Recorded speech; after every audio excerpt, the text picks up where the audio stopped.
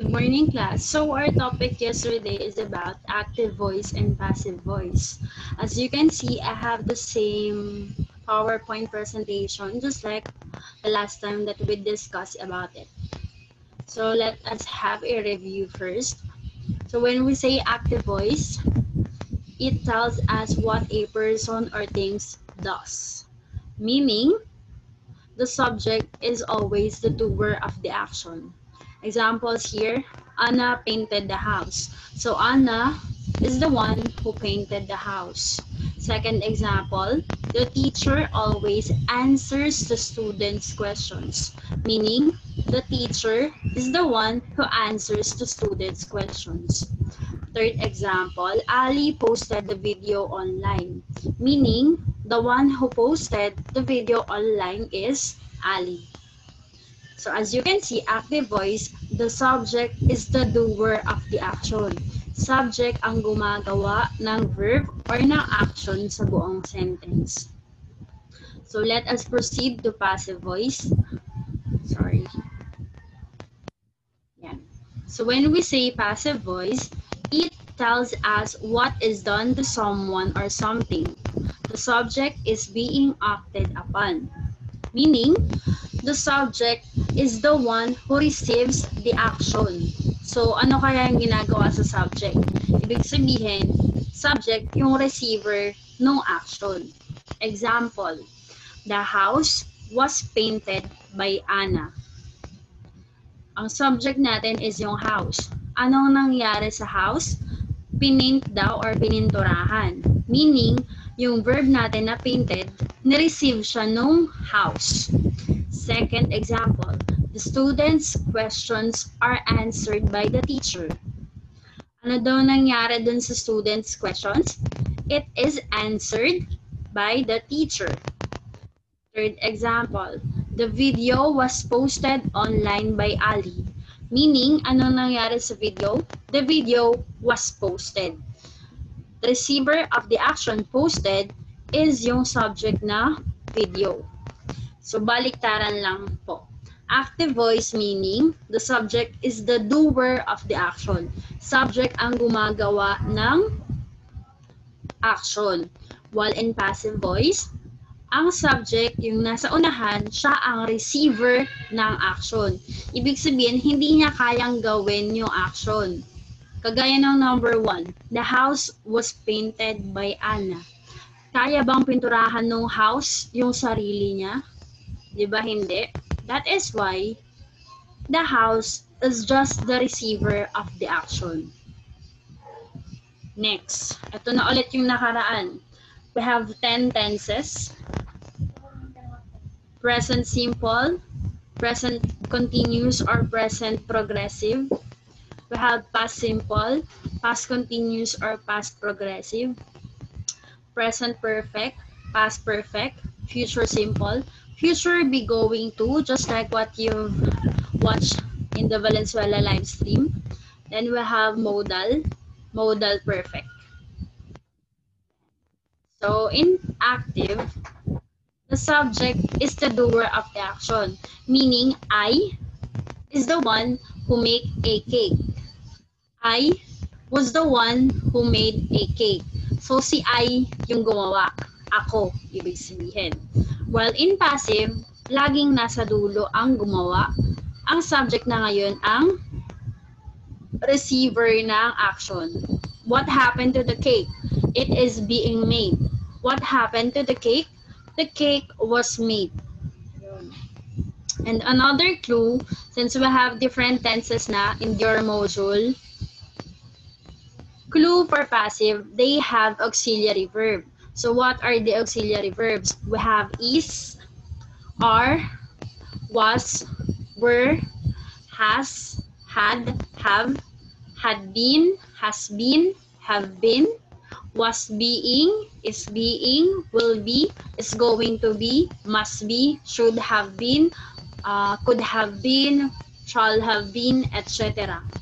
So, in short, ang clue po para malaman na passive siya is merong be, being. Either being, either been, basta may makita kang be, passive siya. And another clue, in order to identify passive, check the subject. Kung hindi kayang gawin ng subject yon, meaning it is passive. Kung kayang gawin ng subject yon, action, ibig sabihin active. So let us proceed to your module. Ayan. So in your module,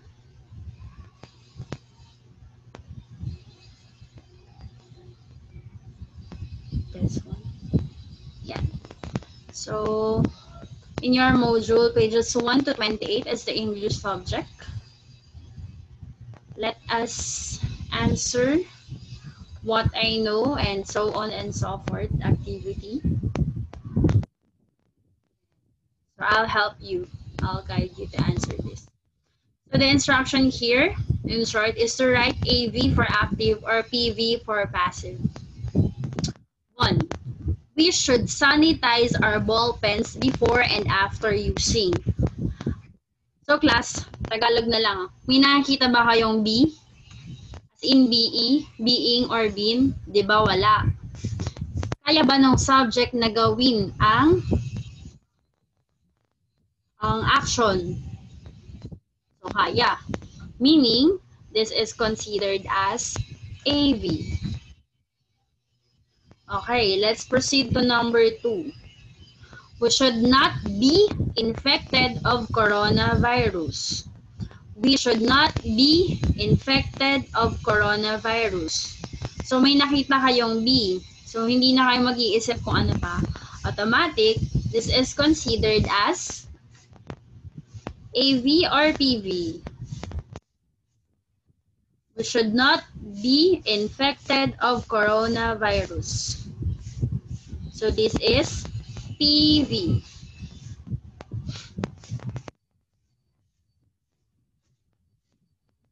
Another, number 3.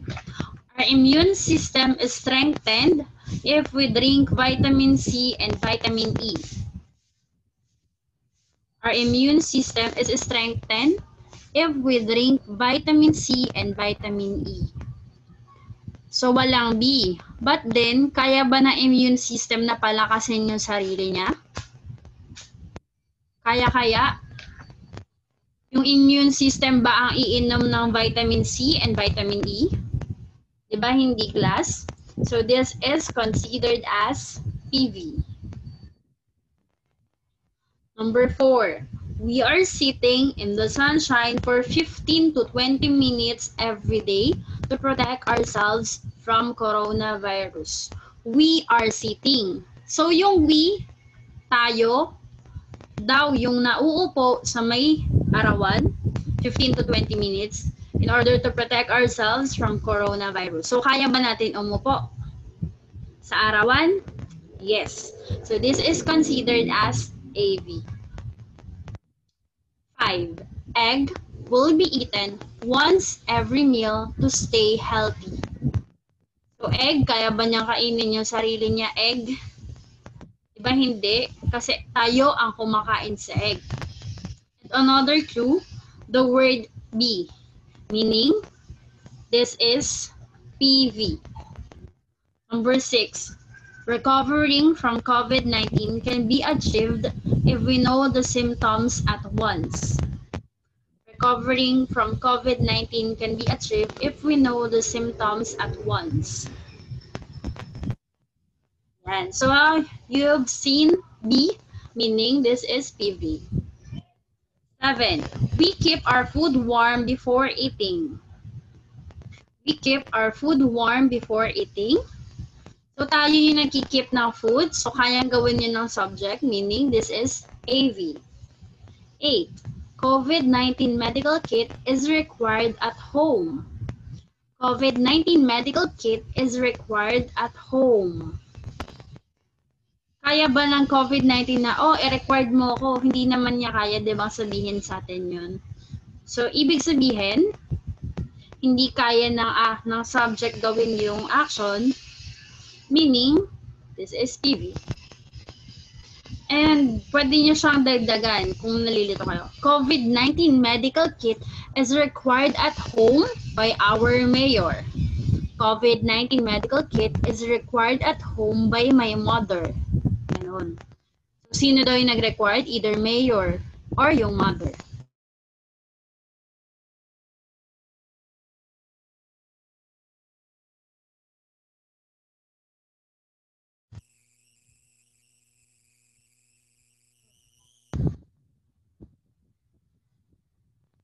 Okay, sorry.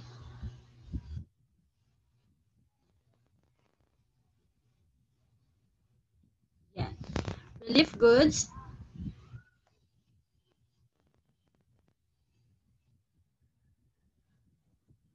Okay, ready na?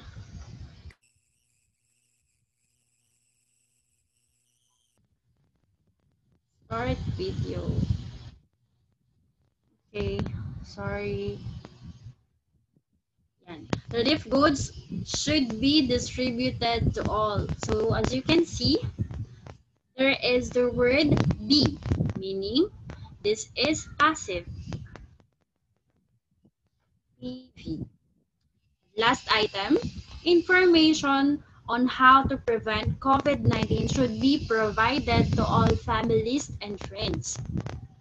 So information, sino ba ang nagpapakalat ng information, 'di ba? Either person 'yun, tao, or families, or yung mga taga-barangay, etc. Or yung media. Kaya ba na information na kumalat lang ng basta-basta? So hindi. And another clue here is the word be. So meaning this is PV. So that's all for activity A. And letter B, you need to consider the verb postponed since it is in the past tense. What is the correct answer? Is it A, B, C, or D? And letter A, postponed is postponed. Letter B, was postponed. Letter C, will be postponed. Letter D, was going to be postponed. Remember, this is in the past tense. 12. Another past tense of the verb order is ordered. A, are ordered. B, is ordered. C, was ordered. And D, were ordered. What do you think is the correct answer? Okay, so you have here a short text. My Father Goes to Court by Carlos Bulosan. Read that text. Okay, for the next activity, let us all take all the underlined sentences from the summary of My Father Goes to Court and analyze what voice of the verb is used in each sentence. Put them inside the table. So number 1, their father had been destroyed. Their farm had been destroyed by one of the floods in 1918. Had been destroyed. There is the word been. So meaning, it is in the passive. Had been destroyed. Yes. Tapos ni Kuya. Not yet. Kuya. Next, the rich man's servant was always cooking delicious and mouth-watering food. The rich man's servant was always cooking delicious and mouth-watering food. So meaning, the one who do the action is the rich man's servant. So here, was cooking and, okay. Let's have number 3. One day, the policeman brought a letter of complaint against the poor family. So, who is the doer of the action? The subject, the policeman. So, meaning, the doer of the subject, the verb is in the active voice. 4. The spirit of their wealth was taken. and the aroma of the food was stolen from them as well. Can the spirit of the wealth taken? Can the spirit of their wealth taken and the aroma of the food stolen?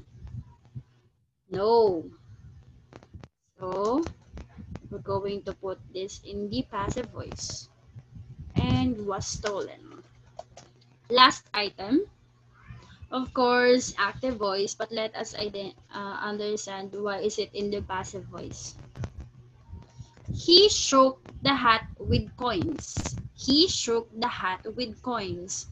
Meaning, the one who shook the hat with coins is he. He is the one who shook the hat with coins. Meaning, our subject he is the doer of the action shook. That is why the verb is written in the active voice. Okay, so that's for the lecture.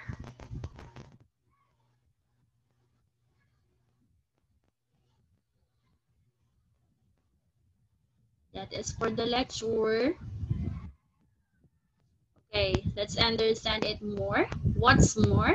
Tell whether the verb in each statement is in active or passive voice. So you need to circle. Number 1 is that my shoes are made of leather. So my shoes. Kaya bang balutan ng shoes yung sarili niya ng leather? Or kaya bang gawin ng shoes na leather yung balat daw niya? No, that is why the answer here is passive. Kung hindi pa rin kayo naniniwalang passive, pwede niyong dagdagan. My shoes are made of leather by my father. So, yung father niya yung gumawa ng shoes niya, which is made of leather. Or my shoes are made of leather by the shoemaker. Number 2, Erin washed the dishes. So, who washed the dishes? Meaning, Erin. Erin is the one who washed the dishes. That is why Erin is the doer of the action. This is considered as active. 3. The clean clothes and blankets were folded neatly. The clean clothes and blankets were folded neatly. Kaya ba ng clothes and blankets na ma-fold yung sarili nila? Siyempre, hindi.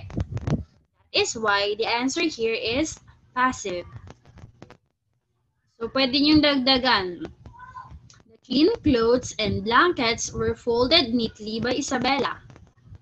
The clean clothes and blankets were folded neatly by Emil. 4. The floor is scrubbed thoroughly. The floor is scrubbed thoroughly. Kaya ba ng floor na scrub yung sarili niya? Siyempre, hindi rin. That is why the verb here is considered passive. Remember, class, to analyze the subject. Is the subject the doer? If it is the doer, it is in active voice. If the subject is the receiver of the action or hindi niya kayang gawin yung action dun sa sentence, meaning passive. 5. My mother bought new books last week. My mother bought new books last week. So, kayang bumili ni mother ng books. And kayang gawin ng subject ang action, which is to bought. Active. 6. The books will be read starting next week. The books will be read starting next week. Yan. So, kaya ba ng books na mabasa siya ng kahit sino nang walang taong gumagalaw? The books will be read starting next week. So, meaning hindi. And meron din ditong clue, yung word na be. So, this is in the passive voice. Okay, last tayo ha. Ayaw gumalaw. 7. Some of the lessons are going to be taught online. Some of the lessons are going to be taught online. There is the clue here, the word be. And there is also a clue regarding the subject, some of the lessons. this is passive. So, pwede nating dugtungan din para hindi kayo malito. 7. Some of the lessons are going to be taught online by my teacher. Some of the lessons are going to be taught online by their advisor. Yun. So, sana naiintindihan nyo, class, ha? Pwede nyo akong i-PM or mag-comment na lang kayo. Comment down below. Okay, so let's proceed to what's more. So we have here present passive. Present passive, ang auxiliary verb na magagamit nyo are am, is, are. Am, kapag ang subject ay I am. And is, kapag ang subject natin is only one. Meaning, our subject is singular. One. Ang gagamitin naman are when our subject is two or more, meaning the subject is plural, plus past participle of the given verb. So we've discussed the past participle. It can either be the same as the past tense, or add n or en, or change its spelling. Like write, wrote, written, steal, stole, stolen, etc., etc. We discussed that last week. So number 1 is then the computers. Since the computers is in est form, meaning plural, maraming computers, ginamit natin ang are. And ang past participle ng need is needed. Need, needed, needed. That is why the answer is the computers are needed by the students. Okay, number 1. Bikes, blank, used for delivering goods. Bikes, blank, used for delivering goods. Bikes. Is kaya o are? May S ang bikes, meaning two or more. So, we're going to use are. What is the past participle of the verb use? So it is the same as just like its past tense, use. Di naman pwedeng usin. Okay? So the answer is bikes are used for delivering goods. Number 2. The table. Are we going to use am, is, or are? The table, am, is, or are. So the answer is, since the table is just singular or only one, we need to use is. The table is for lunch. What is the past participle of the word set? Still, it is set. Set is a special verb. The present tense is set. Past tense is also set. And past participle is also set. So the answer is the table is set for lunch. 3. The plants blank water every day. The plants blank water every day. Are we going to use am, is, or are? Plants is in the plural form because of the S. That is why we're going to use are. And what is the past participle of the verb water? It is watered. Watered. So the answer, the plants are watered every day. Okay, let's proceed to past passive. So past passive meaning we need to use was for singular subjects and were for plural subjects. Then the past participle of the given verb. Example 1 is done. They blank gave relief goods last week. They meaning marami sila. Ang gagamitin natin is were given. Given is the past participle of the verb give.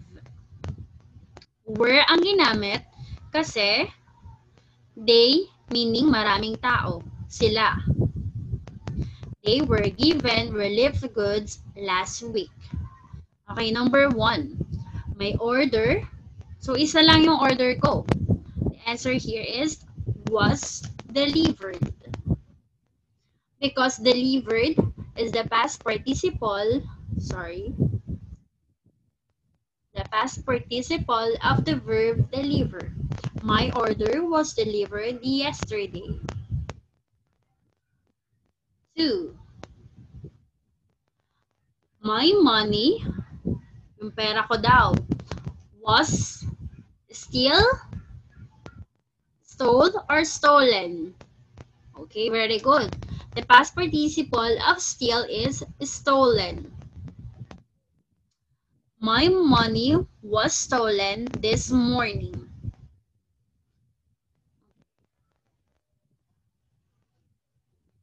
Number 3. The roads, mga daan. Was or were. Was for singular subject, were for plural subject. Okay, very good. We need to use were. What is the past participle of the verb flood? Okay, very good. Flooded. The answer is the roads were flooded during the heavy rain last night. So remember, present passive, we need to use the auxiliary verb am, is, are. For the past passive, we need to use the auxiliary verb was, were, plus past participle of the given verb.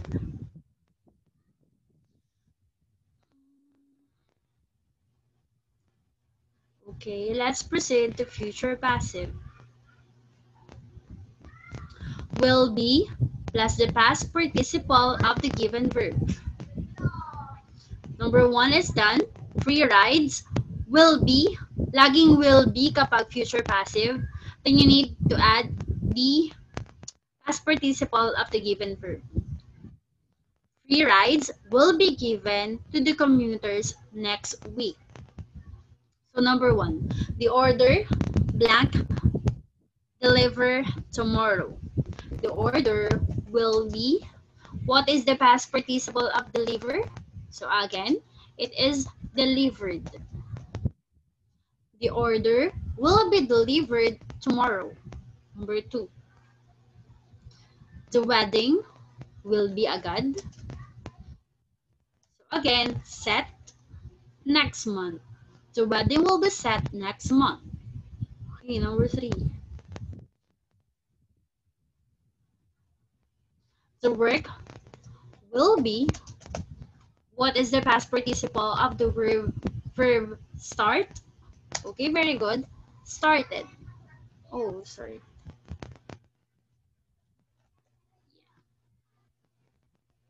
Okay. How about present perfect passive? Has been, have been.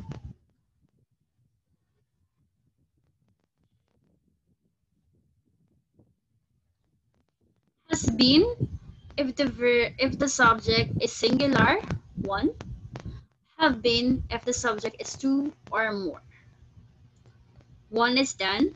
A warning has been issued to the violators. 1.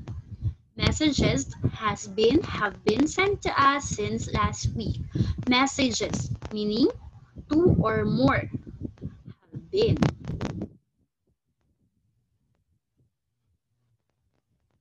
Let's proceed to number 2. Face shield have been worn since Monday. Face shield, hindi po face shields. So, this is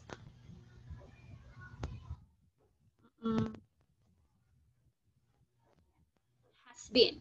Face shield has been worn since Monday. Let's have number 3. Work have been resumed since last month. Okay, work. Di naman works. That is why we're going to use has been.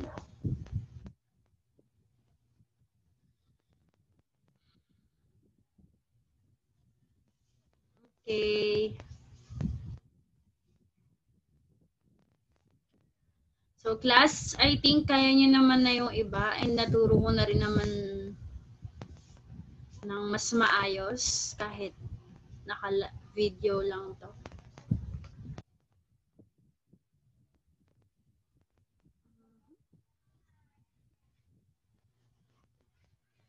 So keep in mind lang class. Yeah. So again, for passive,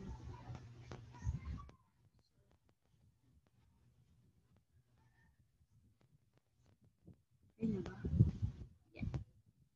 So remember class, in passive, there is be verb or auxiliary verbs like is, are, was, etc. Active, please remember that the subject is the doer of the action. Subject ang gumagawa ng action. While in passive, the one who do the action is in the last part or become the direct object because the subject is now the receiver of the action. Okay, so kung may question, pwede kayong mag-comment sa baba. Kung may hindi naintindihan, i-PM lang din ako. Yan. So, that's all class. Bye!